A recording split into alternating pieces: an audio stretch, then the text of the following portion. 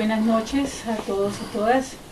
Buenas noches. Buenas noches. De verdad que para mí es un placer inmenso poder estar acá en Suecia, perdón, en la Suecia siempre me confundo el país.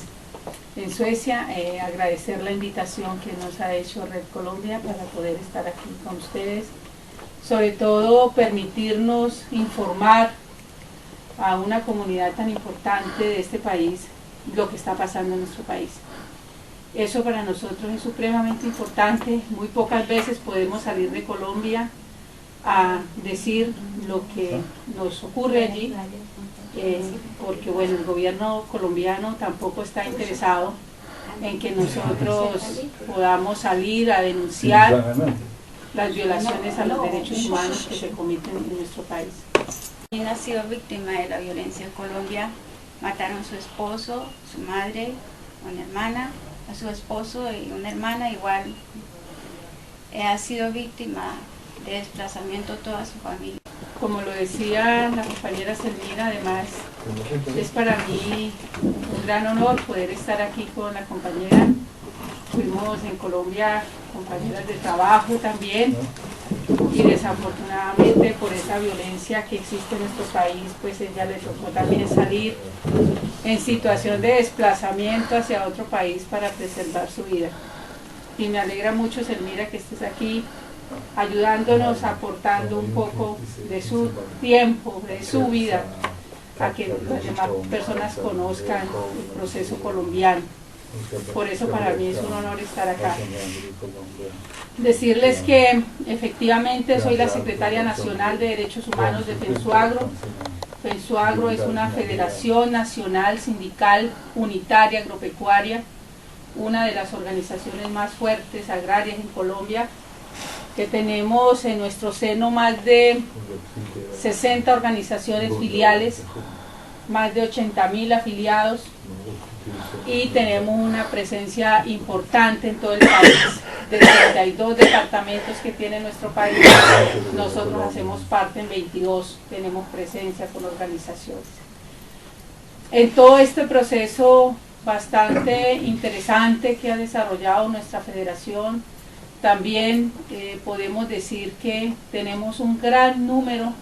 Yo creo que más luego vamos a mostrar unas diapositivas sobre la situación que vive nuestra organización agraria, porque todos los afiliados de nuestra organización son trabajadores del campo, son campesinos y son en este momento los más afectados por toda la violencia que se vive en el país, por todo el conflicto que hay allí. Y pues desafortunadamente son muchos los asesinatos que tenemos. Hoy registramos más de 754 compañeros asesinados, más de 400 son ejecuciones extrajudiciales, fuera de todo el trabajo que desarrollamos con otras organizaciones como el Movimiento de Víctimas de Crímenes de Estado, que somos fundadores del Movimiento de Víctimas de Crímenes de Estado. Hacemos parte del Comité Permanente por la Defensa de los Derechos Humanos como organización que lucha por defender nuestros compañeros detenidos también en temas jurídicos, y que juega un papel importante en Colombia, el Comité Permanente, en ayudarnos a todo ese proceso.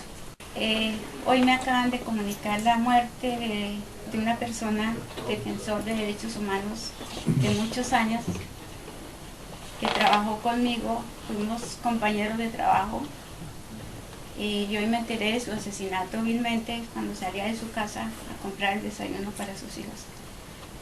Quiero en nombre de él y de todas las víctimas de Colombia pedir un minuto de silencio por él y por todas las víctimas.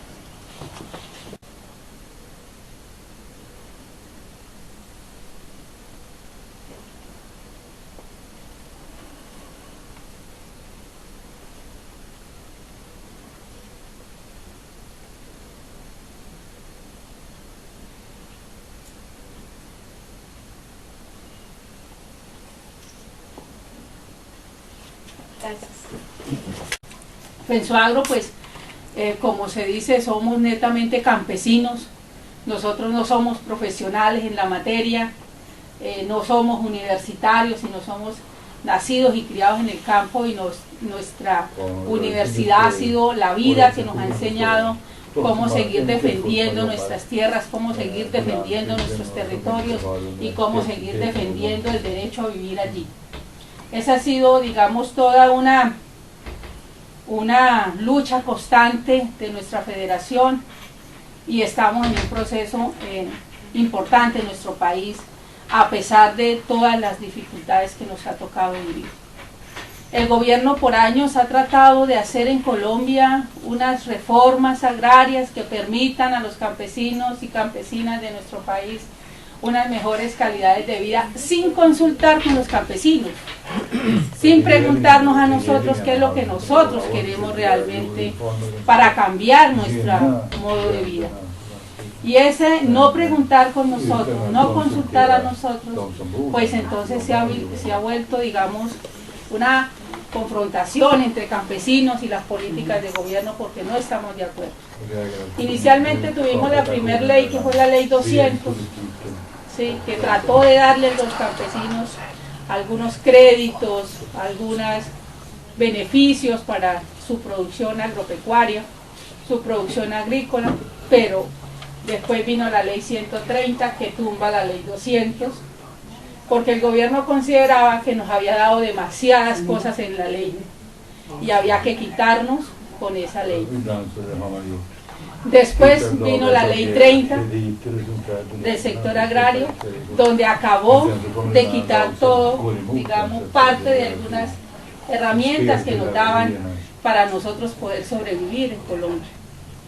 Y así sucesivamente durante muchos años el gobierno colombiano, por décadas, por años de gobierno de los anteriores presidentes, Pastrana, Belisario, Uribe Vélez, que duró 8 años en el mandato, con una guerra supremamente declarada, no solamente en una confrontación entre gobierno o Estado y guerrilla, sino con los campesinos que vivimos en las diferentes regiones del país.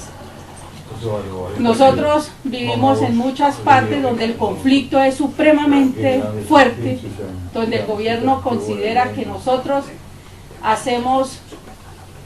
ayudamos a la guerrilla de las FARC en Colombia, donde el gobierno nos acusa de que nosotros dañamos el medio ambiente porque talamos los árboles, porque tenemos nuestras fincas, pero nosotros vemos, por ejemplo, en el caso de Sumapaz, que por cada habitante que hay en el páramo de Sumapaz, hay 3 soldados en el páramo de Sumapaz. Es una manera desproporcional, digámoslo así, de cómo si por un habitante hay 3 soldados, ¿quién afecta más al páramo de Sumapaz? Fuera de los crímenes que ha cometido la fuerza pública con nuestros campesinos en esa región, porque han venido asesinando, y sobre todo en el gobierno de Uribe se dieron las ejecuciones extrajudiciales, dando respuesta a una política de gobierno para decir que efectivamente estaban combatiendo a las FARC y que estaban dando de baja a sus miembros, y esos miembros que mostraron en muchos medios de comunicación como RCN y Caracol, eran nuestros campesinos que eran asesinados. Tenemos muchísimas experiencias vividas allí. Yo, por ejemplo, todavía me duele cuando asesinaron 3 campesinos en el Putumayo, que no pude como defensora de derechos humanos hacer absolutamente nada. Tal vez me dolió igual y más que cuando asesinaron a uno de mi familia, porque fueron detenidos esos campesinos. Llamamos a la Defensoría del Pueblo, llamamos al Ejército Nacional, llamamos a la Policía Nacional, llamamos a todas las organizaciones defensoras de derechos humanos, llamamos a la Oficina del Alto Comisionado para la Defensa de los Derechos Humanos en Colombia, y le informamos que esos campesinos habían sido detenidos y que eran personas campesinas, de trabajadores de la zona. Sin embargo, al otro día a las 9 de la mañana se escucharon las ráfagas de fusil y los campesinos me llamaron a mí y me han dicho, tal vez los mataron.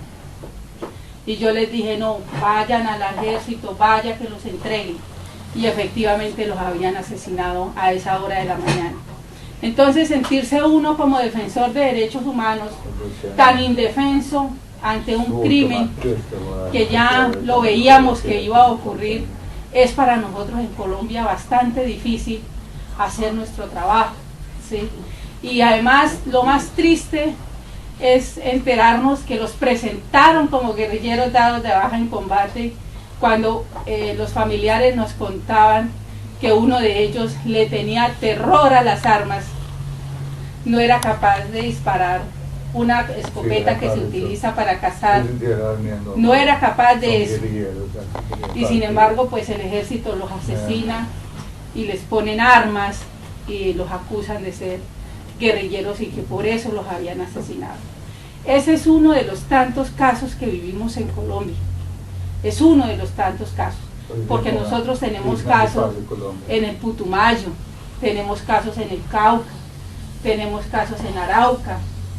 Ustedes de pronto han escuchado, por ejemplo, lo que pasó en Arauca, los soldados que violaron a 3 niños, inicialmente violaron a una niña de 11 años y sus hermanitos se dieron cuenta y también fueron abusados y fueron asesinados por la fuerza pública, unos niños, y después dados de baja en combate. Entonces son cosas que pasan en Colombia que nosotros nos negamos a aceptar. Nos negamos a aceptar que eso ocurra, porque está la vida de nuestros hijos. Yo soy madre de 4 hijos y está la vida de nuestros hijos por medio, están los hijos del futuro de Colombia aquí en riesgo en nuestro país. El gobierno colombiano plantea que en Colombia hay una democracia plena, donde todos tenemos derechos y nosotros tenemos que venir a hacer el papel importante de decir que no es así, ¿sí? Ya quisiéramos nosotros sentarnos con los gobiernos de otros países, que seamos las organizaciones, ¿sí? Y que seamos nosotros los que digamos que no es así, porque está pasando, porque tenemos cifras, porque tenemos números de personas, tenemos personas aquí registradas efectivamente que no corresponden a la realidad que plantea el gobierno en Colombia. Pero ya me acaloré. Debería sentarse. Entonces, pues nosotros estamos en una tarea fundamental, que es poder hacer todo este proceso, y nosotros por eso estamos muy contentos con la red y con organizaciones como la red, que nos inviten y nos permitan socializar y contarles a las comunidades de otros países, en el caso de Suecia, cómo vivimos nosotros, cuál es la impresión que nosotros también tenemos frente a las diferentes normas, como el caso de la ley de víctimas en Colombia. El gobierno planteó que la ley de víctimas era ya la consolidación, pues, y sacar a las víctimas de toda esta tragedia que estábamos viviendo. En el año de 1997, las organizaciones defensoras de derechos humanos como el CAJAR y las víctimas hicieron una propuesta importante al gobierno cómo se debería de atender las víctimas. Y ahí salió la ley 387 del 97 para cómo se debería atender las víctimas. Y en esa ley daban algunas herramientas, cómo darle subsidio a la gente, cómo pagar, cómo se le pagaría o se le daba una bonificación, tal vez, porque yo creo que nuestros familiares no hay plata que nos paguen, que nos resarza el daño moral, psicológico, económico. No hay ninguna plata para resarcir ese daño. Pero sin embargo había una ley, que era 387, que trataba de en algo beneficiar a los desplazados.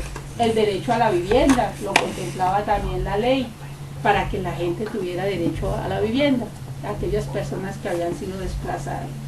Sin embargo, nosotros hemos planteado de que pues esa ley tampoco recogía todas las necesidades de los desplazados. Pero vemos que la ley de víctimas y restitución de tierra pues acabó digamos, de dar esas mínimas garantías a los desplazados, esa ley ya las quitó, ¿sí?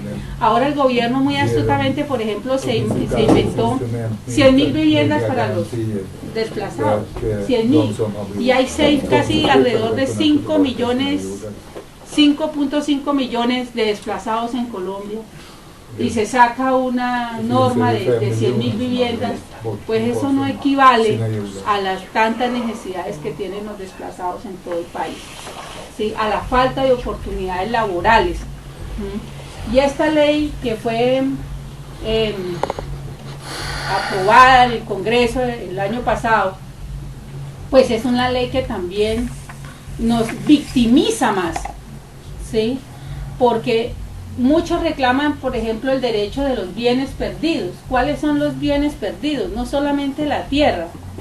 Los bienes son las casas, sus animales que fueron robados por los grupos paramilitares, sus cosechas que tenían en sus parcelas y la vida de sus familiares que fueron asesinados en el marco de todo ese conflicto. Y que los paramilitares no actuaron solos en los territorios. Nosotros no, esa situación no nos la inventamos nosotros.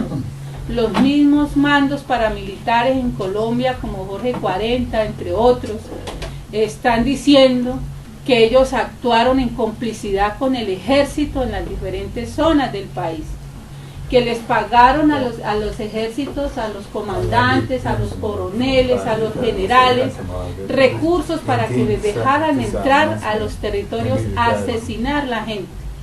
Y ellos, como autoridad en defensa de la soberanía, permitieron el ingreso de estas personas para asesinar a los campesinos y a la población civil en muchas regiones. Entonces, han habido, digamos, una situación bastante difícil que hoy en el marco de la ley, pues la ley no recoge. La ley, Colombia es un país donde nuestras familias son muy numerosas, ¿sí? Los hogares tienen 5, 8 hijos, ¿sí? Estamos dados a la procreación de los seres humanos. Yo, por ejemplo, tengo 4, ¿sí? Pero así son nuestras familias, y nuestros campesinos también tienen un gran número, 10 hijos, 8 hijos. Entonces eso hace que, por ejemplo, si a una familia le han asesinado su papá, que tiene 8 hijos, el Estado solo paga hasta 21 millones de pesos en pesos colombianos. Yo no sé cuántas 3.000 coronas. ¿Cuántas coronas pueden ser aquí? 4.000, 3.000. Sí, 21 millones de pesos, que esos 21 millones de pesos son repartidos. 70.000 coronas. 70.000 coronas, bueno, exacto. Una miseria.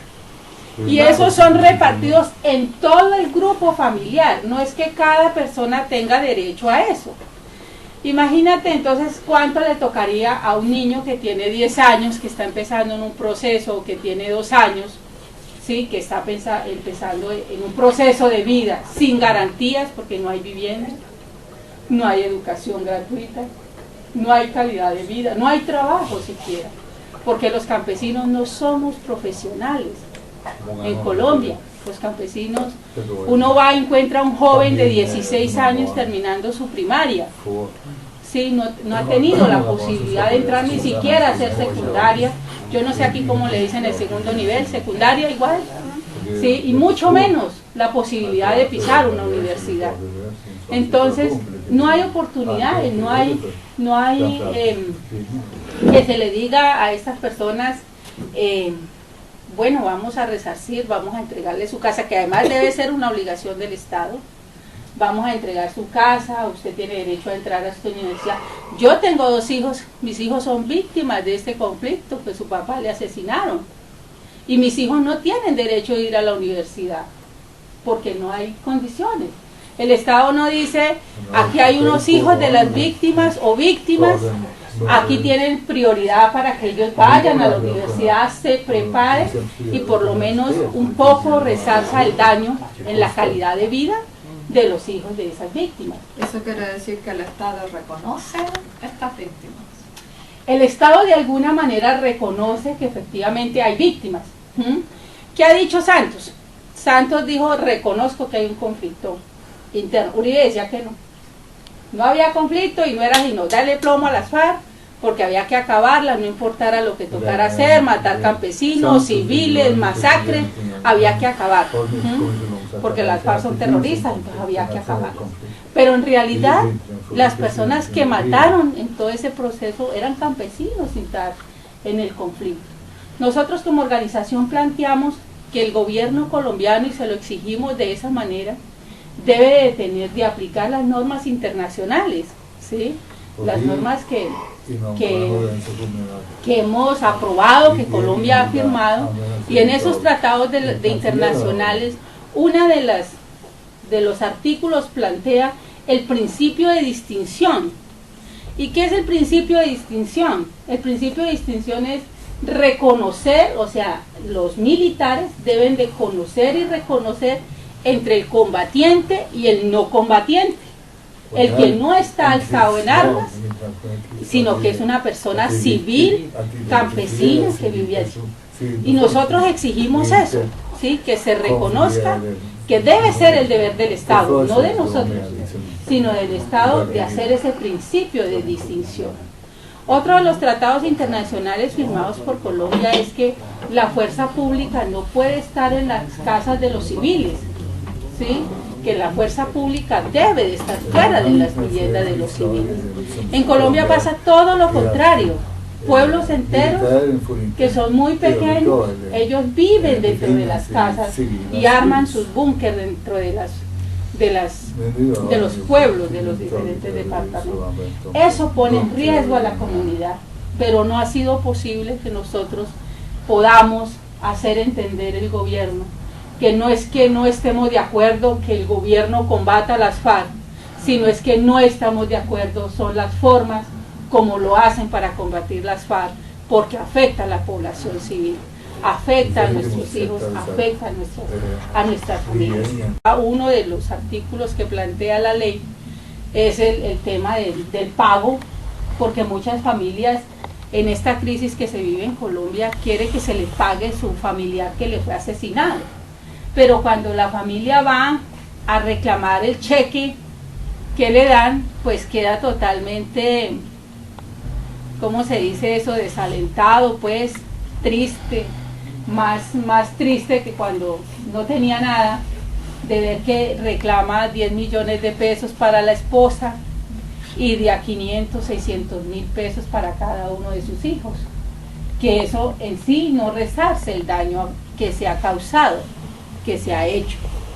Además se va a reclamar lo que perdió, ¿sí? Que bueno, todo un papelerío y trámites y colas y amanecidas de un día para otro y demás. Y cuando llega a preguntar dice, nosotros le podemos reconocer la tierra, la producción que había en la tierra ya no la va, eso no cuesta nada. Y entonces uno dice, pero si yo llevo 30 años en mi finca, en mi parcela, sembrando todos los cultivos, y eso era de lo que yo vivía, ¿quién me paga eso? Mi casa que yo construí con mi trabajo, con mis esfuerzos, porque el Estado no garantiza una vivienda en Colombia. ¿Quién me paga eso?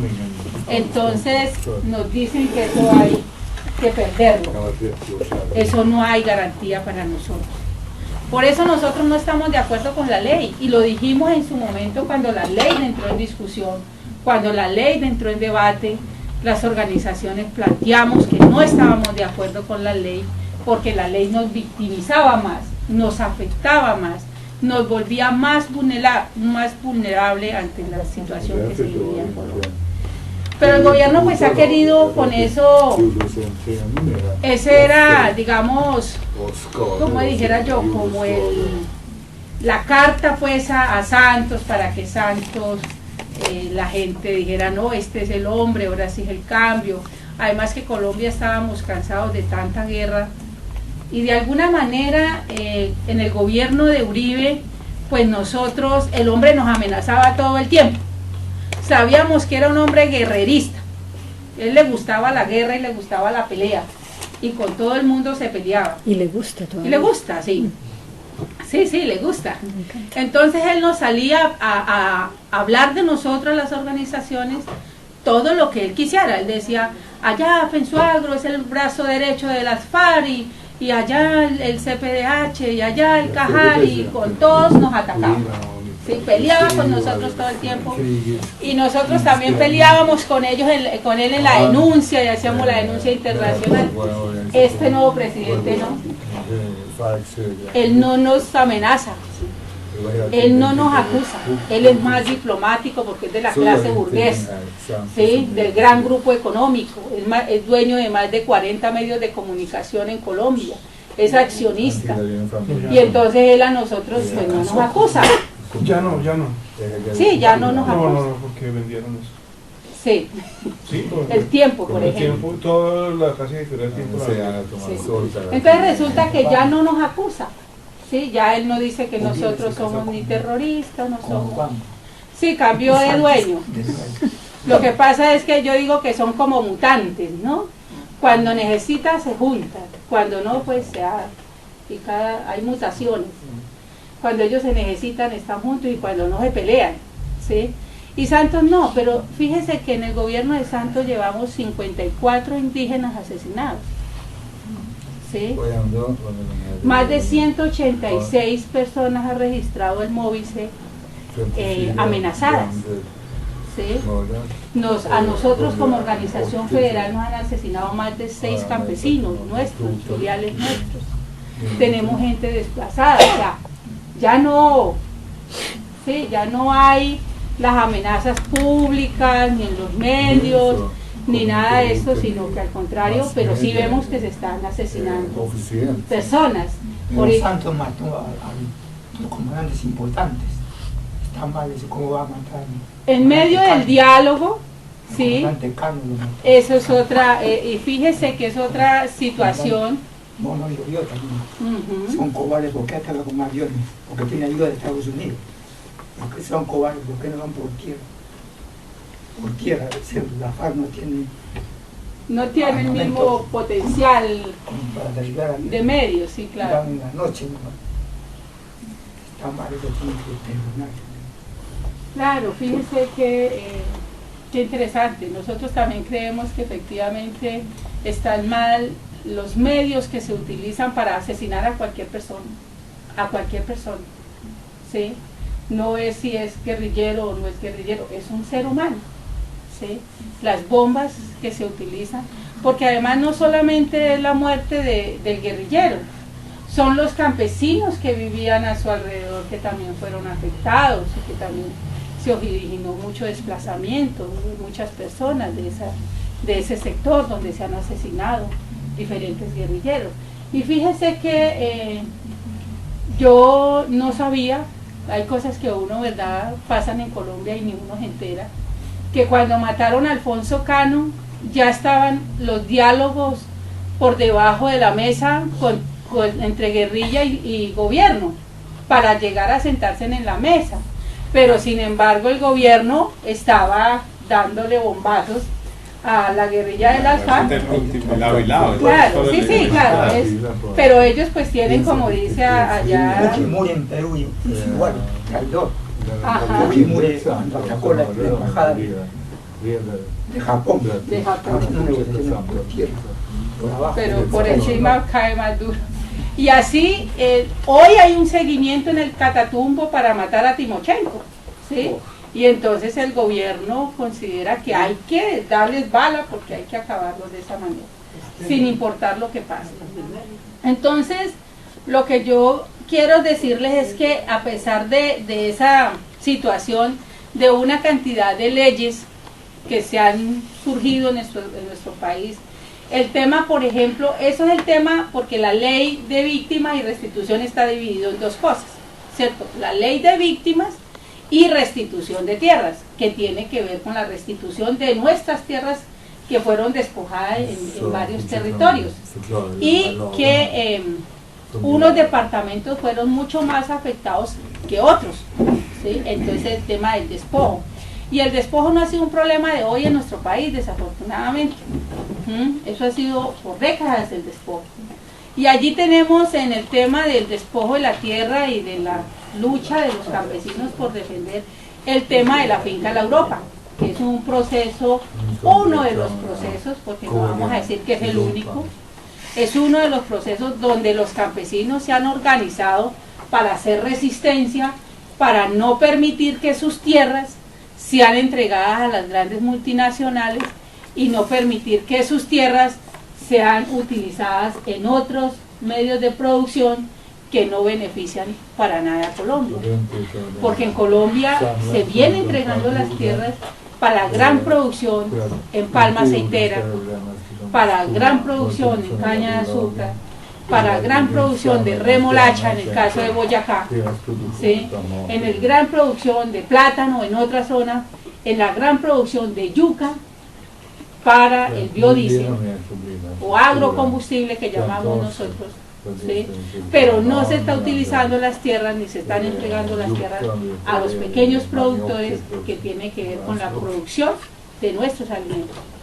Colombia importa más de 10 millones de toneladas de alimentos, de los alimentos que nosotros podemos producir en Colombia. Arroz, papa, frijol, todo que nuestras tierras son altamente productivas.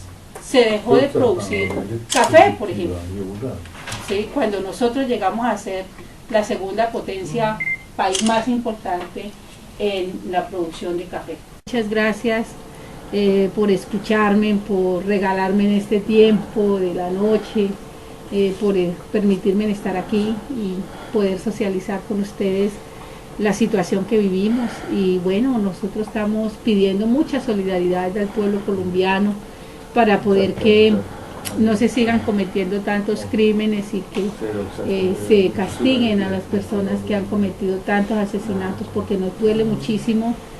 Seguimos siendo amenazados. El caso mío, yo estoy amenazada en Colombia, tengo que andar con 2 escoltas, tengo que tener un carro para que me mueva de aquí a allá, para poder hacer mi trabajo, para poder haciendo trabajo organizativo con nuestras comunidades. Pero bueno, allí vamos a seguir en la lucha, vamos a seguir con nuestras propuestas. La lucha es una palabra que nosotros tenemos en nuestro vocabulario y no es nada pues pensando en otra cosa más que hacer resistencia por la defensa de la vida, por el derecho que tenemos a vivir en nuestra Colombia. Entonces, bueno, yo les agradezco muchísimo esta oportunidad que me han dado. Muchas gracias, Elmira, por la invitación.